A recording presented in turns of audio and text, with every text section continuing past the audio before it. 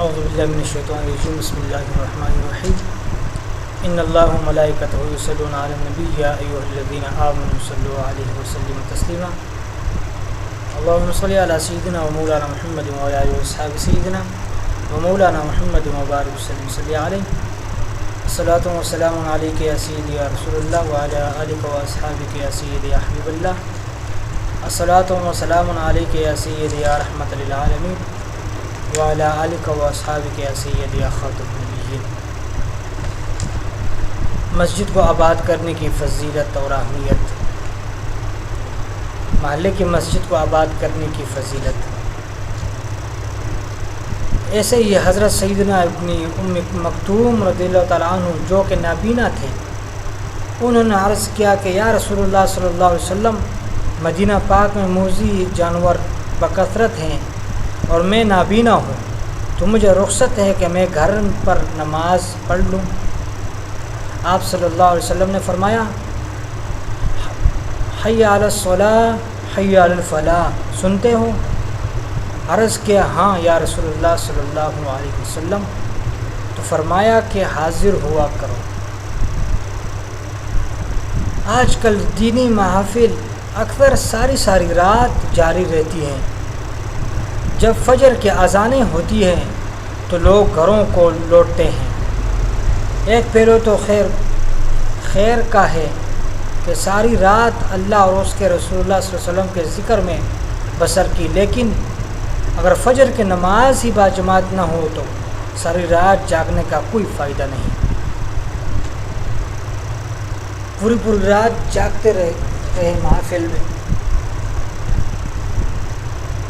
محافل میں جاگتے رہے اور ذکر کرتے رہے، لیکن صبح فجر کی نماز باجماعت نہ ادا کی تو اس کا کوئی فائدہ نہیں۔ اکثر لوگ ساری رات جاگ کر اکیلے نماز پڑھ کر سو جاتے ہیں کہ مسجد میں جماعت کا انتظار کون کرے۔ یہ انتہائی ناپسندیدہ عمل ہے۔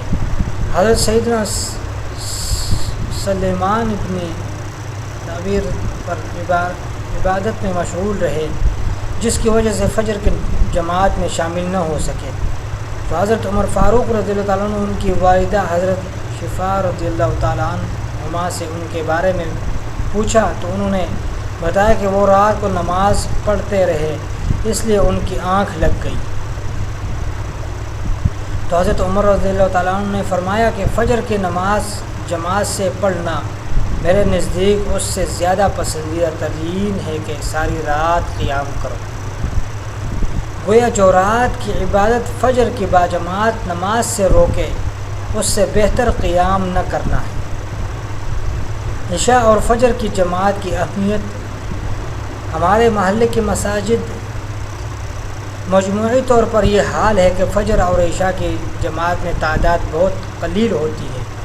فجر کی نماز نیند کی نظر ہو جاتی ہے اور عشاء کی نماز دنیاوی مشاغل میں گزر جاتی ہے،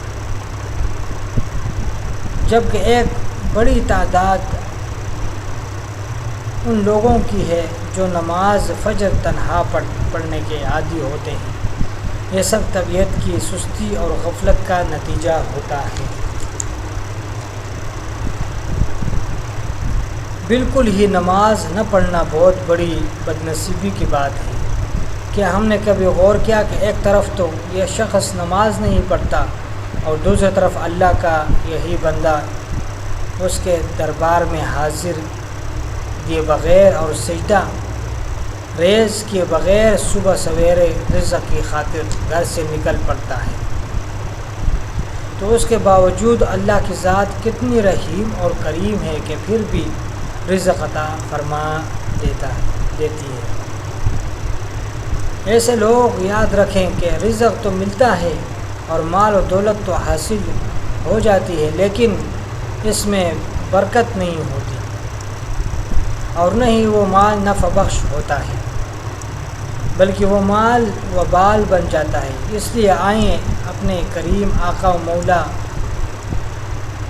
صلی اللہ علیہ وسلم کی تعلیمات حسنہ پر توجہ دیں اور فیض یاب ہونے کی کوشش کریں۔ آپ صلی اللہ علیہ وسلم کا علم مبارک میں تھا کہ ایسا زمانہ آئے گا کہ لوگ نماز میں غفلت کریں گے، ایسا زمانہ آئے گا کہ لوگ نماز میں غفلت کریں گے۔